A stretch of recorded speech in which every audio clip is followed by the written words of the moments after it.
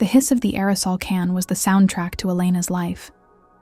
It was a sound that started before the sun rose and often didn't end until long after her children, Matteo and Sofia, were asleep. It was the sound of survival, the chemical scent of a life lived on the knife's edge of hope and fear in a country that was not her own. Elena was a ghost, polishing the lives of others while her own remained in the shadows. Her hands, chapped and red, told the story of countless surfaces scrubbed, of floors mopped, of toilets sanitized. They were the hands of a mother who had crossed a desert with a prayer on her lips, all for the 2 beating hearts that slept in the small room next to hers. Matteo, at 10, was old in a way no child should be. He carried the weight of their unspoken reality in the stoic set of his small shoulders. He understood the meaning of the quick hush that fell over his mother when a police car cruised down their street. He knew why she worked until her bones ached, why every dollar was counted, why a simple trip to the grocery store was a carefully planned mission. He was the man of their tiny 2-bedroom apartment, his fierce protectiveness of his mother and sister, a silent promise to a father he barely remembered. Sofia, at 7, was their sunshine. She lived in a world of vibrant color, her crayons her most prized possessions. She drew pictures of their family, always with a big yellow sun smiling down on them, a stark contrast to the gray anxiety that often filled their small home. She was the reason Elena could still find the strength to smile, the soft reminder of the innocence she fought so hard to protect. They were American children, born on this soil, yet their anchor, their mother, was deemed illegal. A word so harsh and final it felt like a brand. Elena knew that if she were to be taken, her children's world would shatter into a million pieces. This fear was a constant companion, a cold presence that sat at their dinner table and lay beside her in bed at night. Her job was through a service, Pristine Homes, a name that felt like a cruel joke. They sent her to the sprawling mansions of the wealthy, homes so large and empty they echoed with a loneliness that felt different from her own, but just as profound. She would clean rooms that were bigger than her entire apartment, dust trinkets that cost more than she made in a month, and erase any trace of human life until the homes looked like pristine, sterile magazine photos. She was an expert at becoming invisible, a silent cog in the machinery of their perfect lives. And then there were the Harringtons. The Harrington home was her most dreaded assignment. It wasn't a home. It was a monument to wealth, a cold structure of glass, steel, and white marble that seemed to reject warmth and comfort. Mr. Harrington was a titan of real estate, a man whose voice on the phone could make grown men tremble. He moved through the world with an air of absolute entitlement, his eyes sweeping over people like Elena, as if they were furniture. Mrs. Harrington was worse. She was a creature of brittle perfection, her life a curated collection of expensive objects and social engagements. She communicated with Elena primarily through passive-aggressive notes left on the kitchen counter, written in sharp, angry script. Fingerprints on the chrome. You missed a spot behind the sofa. The scent of your cleaning products is distracting. Each note was a small cut, a reminder of her station, a confirmation that she was not a person, but a function, and a faulty one at that. Elena dreaded Tuesdays, the day she had to enter their sterile world. She would take a deep breath before ringing the bell, plastering on a neutral, professional expression she called her ghost face. It was the face of someone who wasn't there, someone who saw nothing and heard nothing.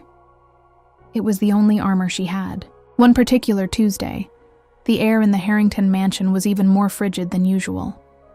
Mrs. Harrington was hosting a luncheon for a dozen of her high society friends.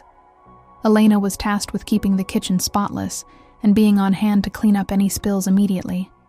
The women, draped in silk and dripping with jewels, laughed in high, tinkling peals that grated on Elena's nerves. They spoke of charity auctions and trips to Europe, their problems so far removed from her own reality that it felt like they were speaking a different language. Elena worked silently, her movements economical and precise. She cleared plates, wiped counters, and stayed out of the way, her ghost face firmly in place. The luncheon was winding down, and the women were gathering their expensive purses to leave, when Mrs. Harrington's voice, sharp as a shard of glass, cut through the chatter. "My earring! My diamond earring is gone!" A hush fell over the room. All eyes turned to Mrs. Harrington, who was frantically patting her earlobe and the collar of her silk blouse. "It was here just a minute ago. The clasp must have come loose." A frantic, performative search began. The women peered under chairs and shook out napkins. Mr. Harrington, who had been working in his home office, emerged, his face a thundercloud. "What's going on, Cynthia?" "My earring, Charles. The one you gave me for our anniversary. It's gone." She looked around the room, her eyes narrowed with suspicion. And then, they landed on Elena. It was a slow, deliberate turn of her head. In that moment, Elena ceased to be invisible. She became the focal point of a dozen pairs of accusatory eyes. She was standing by the kitchen doorway, a tray of empty water glasses in her hands, her heart suddenly pounding against her ribs like a trapped bird. "You," Mrs. Harrington said, her voice dripping with venom. "You were just clearing the table." Elena froze. The blood drained from her face. "Senora, Don't you senora me," she snapped. "Where is it? Did you think we wouldn't notice? A 2-carat diamond?" I did not see any earring," Elena stammered, her English faltering under the pressure. The room felt hot, suffocating. "Of course you didn't," Mrs. Harrington sneered, a cruel smile playing on her lips as she addressed her friends. "You know how these people are. They see an opportunity, and they just can't help themselves. They think they're entitled to what we have." The humiliation was a physical blow. It washed over Elena in a hot wave, stealing her breath. She could feel her face burning, her hands trembling so hard the glasses on her tray rattled. She had been called many things in her life, but never a thief. Her own poverty was a hardship, but her integrity was a treasure, the one thing she owned outright.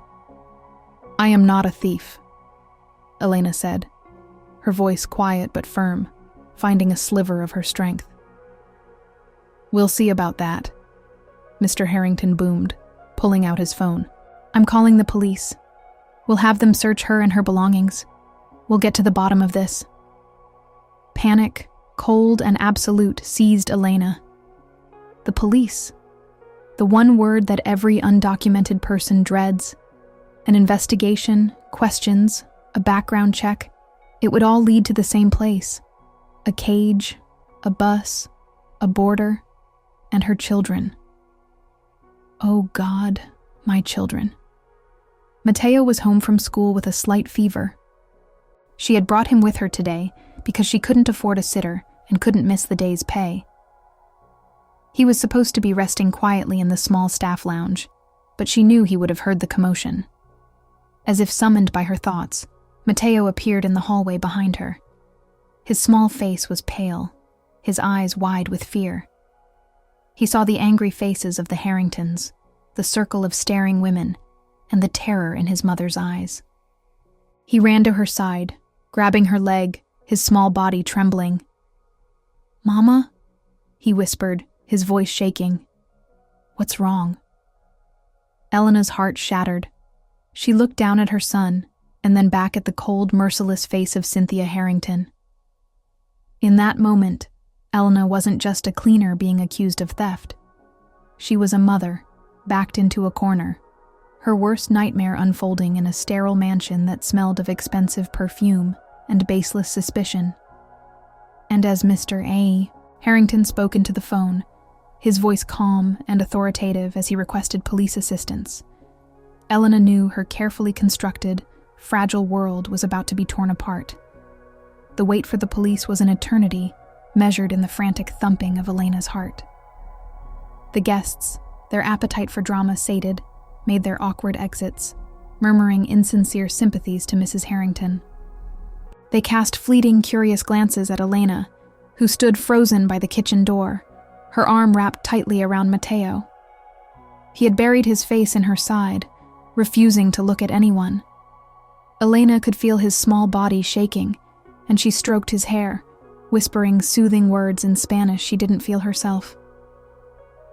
Todo va a estar bien, mi amor. Everything will be okay. It was a lie, and the bitter taste of it filled her mouth. 2 police officers arrived. The first, a burly man with a florid face and a name tag that read Miller, exuded an air of bored impatience. He looked at Elena, his eyes sweeping over her worn uniform and brown skin, and his expression hardened. His judgment was instant and absolute. The second officer, younger and leaner, with the name Evans on his uniform, had a more neutral, watchful demeanor. Mr. Harrington, in his element, took charge. "Thank you for coming so promptly, officers. My wife has had a very valuable piece of jewelry stolen, and we believe the thief is our cleaning lady." Officer Miller grunted, his gaze fixed on Elena. "That so? You got a name?" "Elena," she whispered, her voice barely audible. "Elena what?" Miller pressed. "Elena Ramirez." It was the name on the fake Social Security card she had bought for $1,000. $1,000 that had taken her 6 months to save. A flimsy piece of paper that was supposed to be a shield but now felt like a liability. "All right, Elena," Miller said, taking a step towards her. "Why don't you empty your pockets, and that bag you've got in the other room? Let's see what you've got." The demand was a violation. Her bag contained a half-eaten apple, a tube of lotion for her raw hands, a small worn Spanish Bible, and a drawing from Sophia of their family holding hands under a rainbow. The thought of this angry man pawing through her meager, precious belongings made her feel sick. "I have nothing that is not mine," she said, her voice shaking but laced with a thread of defiance. "That's what they all say," Miller sneered. "Now, are you going to cooperate, or do we have to make this difficult?" It was then that Officer Evans spoke for the first time, his voice calm and professional. "Sir," he said to Mr. Harrington, "why don't you or your wife tell us exactly what happened? When did you last see the earring?" Mrs. Harrington launched into a dramatic, convoluted retelling, embellishing details and emphasizing Elena's proximity to the table. As she spoke, Evans watched her, his expression unreadable. He then turned his attention to the room. He was methodical, scanning the floor, looking under the cushions of the chairs near where Mrs. Harrington had been sitting. His movements were precise, a stark contrast to Miller's brutish posturing. While Miller continued to intimidate Elena, asking invasive questions about where she lived and who she lived with, Evans quietly conducted a professional search. He knelt, using the flashlight on his phone to peer under the heavy dining table. He checked the thick pile of the oriental rug. His lack of immediate accusation was a tiny, almost imperceptible island of fairness in a sea of hostility. They searched her purse. Miller dumped its contents onto the pristine kitchen counter, his meaty hands sifting through her life. He held up Sophia's drawing. "What's this?" "My daughter drew it," Elena said, her voice cracking. He tossed it aside. When he found no earring, his frustration grew. "Where is it? Did you swallow it? Hide it in your shoe?" The interrogation felt endless. They separated her from Matteo, making him sit on a chair in the hall while they questioned her in the kitchen. She could hear his muffled sobs, and each one was a stab to her heart. They asked for her identification. She produced the fake Social Security card and a non-driver ID with the same false name. Officer Miller looked at them, a smirk playing on his lips. "We'll be running this, you know. See what pops up." This was it. The end of the line. Elena closed her eyes and a prayer formed in her mind. Not for herself, but for her children. "Please, Dios, protect my children. Don't let them be alone." After nearly an hour, with no earring found, and Elena refusing to confess to a crime she didn't commit, Mr. Harrington grew impatient. "This is getting us nowhere. I want her arrested. I'm pressing charges. She needs to be taught a lesson." Officer Miller seemed eager to comply, but Evans intervened again. "Sir, at this point, we have no physical evidence. All we have is your wife's accusation. We can't make an arrest for theft based solely on that. We can take her in for questioning, but that's it for now." He then turned to Elena. "Ma'am, we do need you to come down to the station. We have to file a report and ask a few more questions." It wasn't an arrest, but it felt like one. As they led her out of the mansion, she saw Mateo's terrified face. She tried to give him a reassuring look, but she knew he saw the truth in her eyes. "A neighbor will have to take the boy," Miller said dismissively. Elena gave them the number of her neighbor, Maria, another immigrant who understood their precarious world. The ride in the back of the police car was surreal. The city lights blurred through the wire mesh on the window. She was no longer a person. She was a suspect, a problem to be processed. The fear was so immense it was almost paralyzing.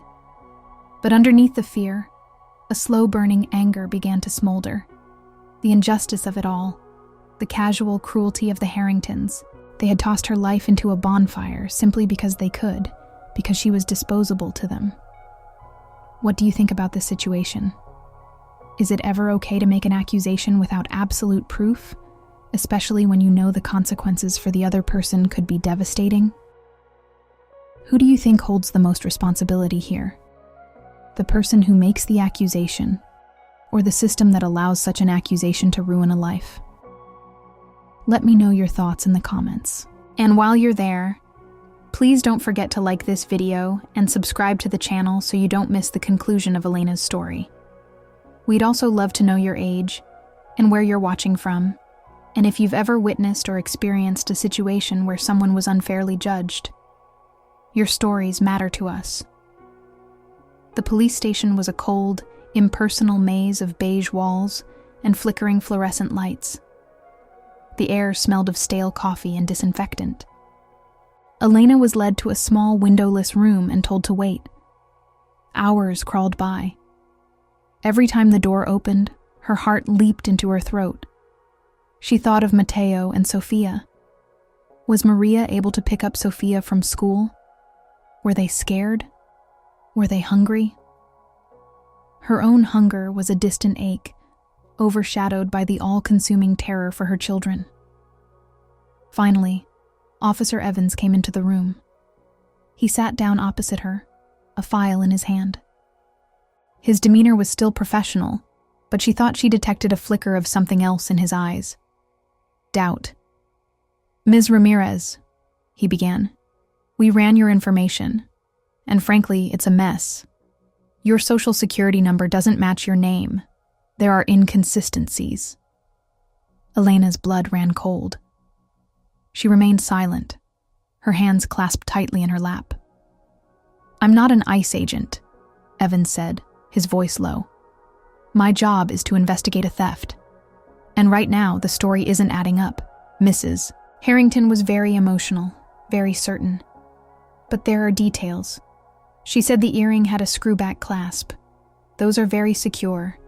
They don't just come loose. And she couldn't pinpoint exactly when she lost it. First, it was during lunch. Then she said maybe it was before. Her timeline is shaky. He leaned forward slightly. "I've been a cop for 8 years. I've seen a lot. I've seen people who lie, and I've seen people who are scared. You look scared, Ms. Ramirez, but you don't look like a liar." A single tear escaped Elena's eye and traced a path down her cheek. It was the first crack in her terrified composure. "I just want to see my children," she whispered. Meanwhile, back at the Harrington mansion, a different kind of drama was unfolding. Chloe Harrington, the couple's 16-year-old daughter, had come home from school to find her mother in a state of high agitation and her father pacing in his office, barking into his phone. She heard snippets of the story: the cleaner, the stolen earring, the police. And a cold dread settled in her stomach. Chloe was a product of her environment, but not a perfect replica. She was a rebellious teenager, resentful of her parents' cold perfectionism and their obsession with appearances. She lived in a gilded cage, and she often acted out in small ways to feel some sense of control. She went up to her room, her heart pounding. She opened her jewelry box, her hands shaking, and there, tucked beneath a tangle of silver necklaces, was the glittering diamond earring. She had borrowed it that morning to wear to school, wanting to show off to her friends. She had forgotten to put it back, and when she heard her mother's shrieks upon returning home, she had panicked and hidden it. She had listened to the entire scene with Elena unfold, frozen in her room by a mixture of fear and guilt. She had seen the little boy, Matteo, his face a mask of terror, and the image had haunted her for the rest of an afternoon she spent hiding at a friend's house. The guilt was now a physical weight, crushing her. She thought of the cleaning lady, Elena. She had always been kind, always had a quiet, sad smile. Chloe knew what an accusation like this could do to someone. She knew her parents wouldn't care about the truth. They would only care about being right. With trembling hands, she picked up the earring and walked downstairs to her father's office. He was off the phone now, staring out the vast window at his perfectly manicured lawn. "Dad," she said, her voice small. He turned, his face etched with annoyance. "What is it, Chloe? I'm in the middle of a crisis here." She opened her hand. The diamond glittered under the recessed lighting. "It wasn't stolen." Mr. Harrington stared at the earring, then at his daughter's face. The annoyance was instantly replaced by a wave of cold, calculated fury. "What did you do?" he hissed. "I borrowed it," she whispered. "I was going to put it back.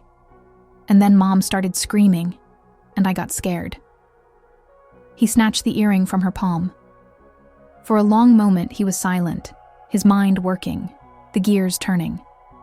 Chloe expected him to yell, to ground her for life. But he did something far worse. He looked at her with utter contempt. "You have no idea what you've done," he said, his voice dangerously low. "Your mother called the police. We filed a report. We accused that woman. This is a mess, Chloe. A stupid, childish mess." He wasn't worried about Elena. He was worried about himself, about the inconvenience, the potential embarrassment. "We have to call the police," Chloe said, finding a sliver of courage. "We have to tell them it was a mistake. We have to get her released." "Don't be naive," her father scoffed. "It's not that simple. We can't just look like fools who can't keep track of their own jewelry. Or worse, liars who file false reports. This could be bad for my business. I have the Henderson deal on the line." He started pacing again. "No, we'll handle this quietly. I'll have my lawyer call the station, say the item was recovered, and that we're dropping the charges. We'll say it must have fallen into a crevice in the sofa. They'll let her go, and this will all be over." "But what about her?" Chloe pressed, horrified. "They took her away in a police car. Her little boy was there. They think she's a thief." "She's a cleaner, Chloe," her father said dismissively, as if that explained everything. "She'll be fine. I'll even have the agency send her a little extra in her next check for the trouble.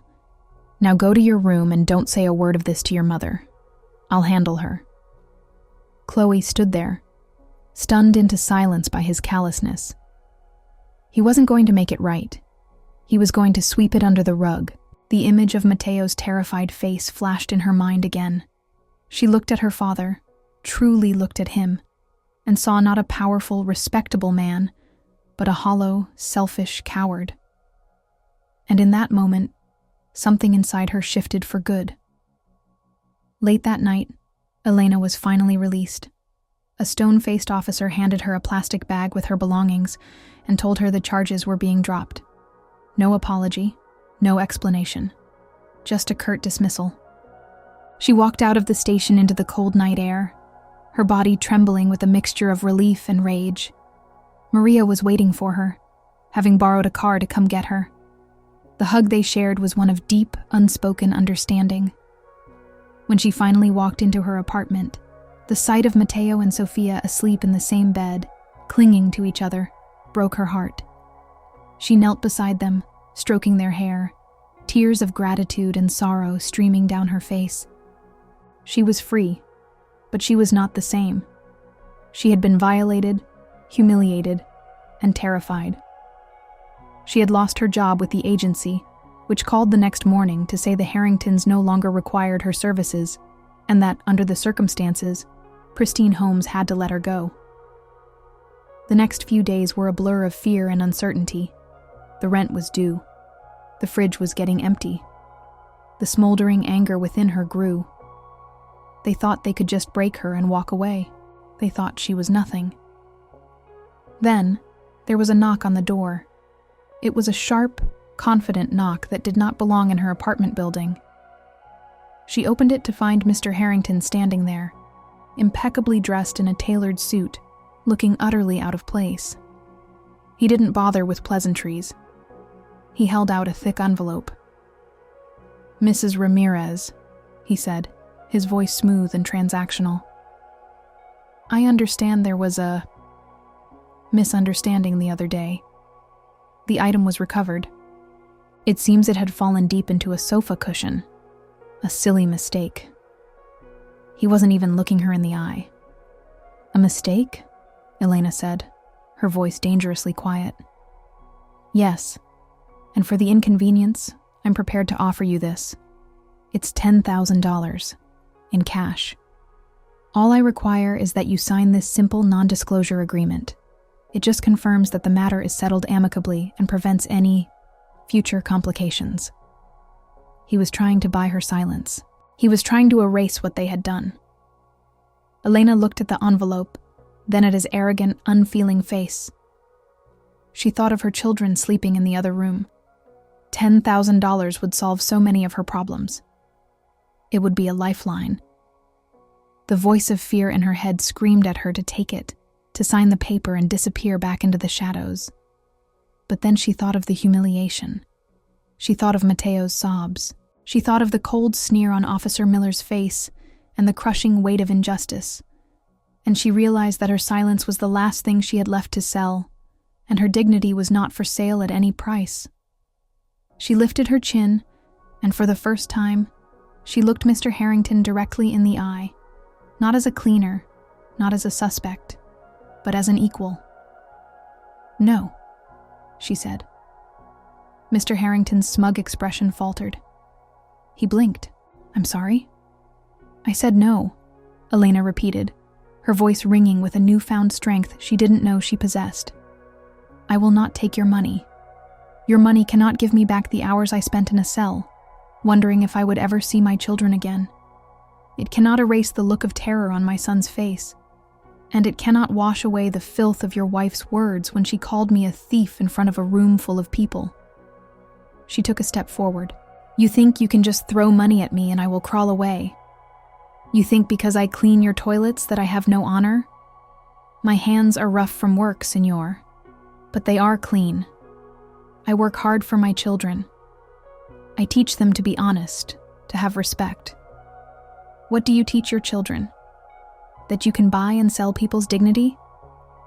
That an apology is not necessary when a check will do?" A profound, righteous anger surged through her, washing away the last of her fear. "I do not want your money. I want an apology. I want your wife to come to my home, stand here in this hallway where my neighbors can see, and say she is sorry for what she did. I want you to look at my children and understand that our lives, our feelings, are not less valuable than yours just because we have less money."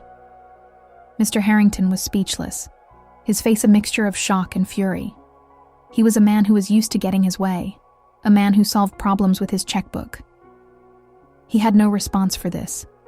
He had no tool to combat this raw, unyielding display of human dignity. And as he stood there, floundering, a third voice cut through the tense silence. "She's right, Dad." They both turned. Standing at the end of the hall, half hidden in the shadows, was Chloe. She had followed her father, a sick feeling in her gut telling her he would try to handle things this way. She had heard every word. And in her hand, her cell phone was raised, its small red light indicating it was recording. "I heard everything," Chloe said, stepping into the light. Her face was pale but determined. "And I recorded everything. Your offer, her refusal, everything." She looked at her father, her eyes filled with a disappointment so deep it was painful. "You need to do what she says. You need to apologize. Or I will post this video everywhere. I'll send it to the news. I'll show everyone what kind of man you really are." Mr. Harrington stared at his daughter as if she were a stranger. The man who could move markets and bend politicians to his will was trapped. Cornered in a dingy apartment hallway by a cleaning lady with nothing to lose, and his own daughter, who had finally found her conscience. The power dynamic had irrevocably, impossibly, shifted.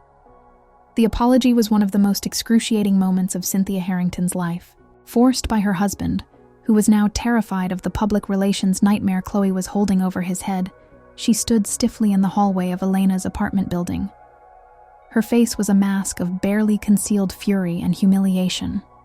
Neighbors peeked out of their doorways, drawn by the spectacle of the wealthy couple and their luxury car parked on their humble street. "I apologize," Mrs. Harrington said, the words tasting like ash in her mouth.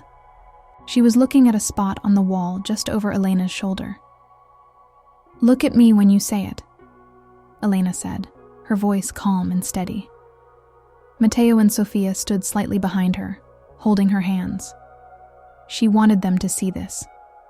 She wanted them to see that their mother was strong, that she would not be trampled. Mrs. Harrington's eyes, filled with hate, met Elena's. "I am sorry," she spat, "for the misunderstanding." It was not a heartfelt apology, but it was a public one. It was a concession. It was a victory.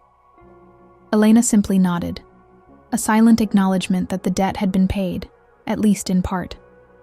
The Harringtons turned and fled, their retreat far less dignified than their arrival. As they drove away, Elena knew their lives, built on a foundation of arrogance, had been fractured. Chloe had moved out to live with an aunt, refusing to speak to her parents. The Henderson deal her father was so worried about later fell through, a casualty of the distraction and his soured mood. Their cold mansion had become an icy tomb of resentment. For Elena and her children, however, that moment was the beginning of a new chapter. The story of the rich woman forced to apologize to her cleaner spread through the community like wildfire, elevating Elena to the status of a local hero. But the most important change came from an unexpected source. Officer Evans, the younger cop who had doubted the Harrington story from the start, had been quietly impressed by the whole affair. He'd heard through the grapevine that the charges were dropped because the stolen item was conveniently found. His cop's intuition told him there was more to it. He saw Elena not as a case number, but as a person of integrity who had been wronged by the powerful and had navigated a system designed to crush people like her. His sister was an immigration lawyer, a passionate advocate for the downtrodden. On his own time, he called her. He told her Elena's story, emphasizing her strength and honesty, and how she had been instrumental in exposing a false police report, even if it was never officially classified as such. The lawyer, intrigued, contacted Elena. She explained that Elena might be eligible for a U visa, a special visa set aside for victims of certain crimes who have suffered mental or physical abuse and have been helpful to law enforcement. Being wrongfully accused, detained, and subjected to that level of harassment, and then being instrumental in the recovery of the item, was a unique but compelling angle. The lawyer, moved by her story, agreed to take the case pro bono. The legal process was long and arduous, a mountain of paperwork and anxious waiting. But for the first time, Elena was not fighting alone. She had an advocate. During this time, with the last of her savings dwindling, she and her neighbor Maria started their own small, independent cleaning business. They called it manos limpias, corazones fuertes, clean hands, strong hearts. They couldn't compete with the big agencies for wealthy clients, but they built a reputation within their own community and with small business owners for being reliable, thorough, and above all, respectful. Their business grew slowly, sustained by word of mouth and the deep well of their shared work ethic. A year later, a thick envelope arrived in the mail. It was not from Mr. Harrington. It was from the United States government. Elena's hands trembled as she opened it. Inside was the official notice. Her U visa had been approved. It granted her legal residency. It granted her the right to work without fear. It granted her peace. She sank into a chair at her small kitchen table, the letter clutched in her hand, and she wept. But these were not the tears of fear or humiliation. They were tears of profound, overwhelming relief. The constant, crushing weight of fear she had carried for a decade lifted from her shoulders. She was no longer a ghost. She was here. She was legal. She was safe. The final scene of this chapter of her life was not set in a cold mansion or a sterile police station. It was in a sun-drenched public park on a warm Sunday afternoon. Elena sat on a bench, watching Matteo teach Sofia how to swing a baseball bat. Their laughter echoed in the warm air. Matteo's face was no longer old with worry. It was alight with the pure joy of childhood. Sofia's drawings, now taped all over their apartment walls, were filled with smiling suns and rainbows that seemed brighter than ever. Elena's business was thriving. She had hired 2 more women from her community, paying them a fair wage and treating them with the dignity they all deserved. She had received a postcard from Chloe, who was now in college studying to be a social worker. Her life's path forever changed by witnessing one woman's quiet stand for her own humanity. Elena felt the warmth of the sun on her face. She was not rich. She still lived in the same small apartment. But she was wealthy in ways the Harringtons could never comprehend. She had her children. She had her freedom. She had her community. And she had her dignity, which she had defended and won back, not with money or power, but with the simple, unbreakable strength of a mother's love. She had faced down the giants of indifference and cruelty, and in the quiet aftermath, she had found her peace. What did you think of Elena's journey and the ending for the Harringtons? Do you believe that karma found its way to everyone in this story? We would be so honored if you shared your thoughts in the comments below. Please, tell us your age, where you are watching from, and if this story resonated with you on a personal level. Your engagement means the world to us and helps us to keep sharing stories like this. If you were moved by this story, please give this video a thumbs up.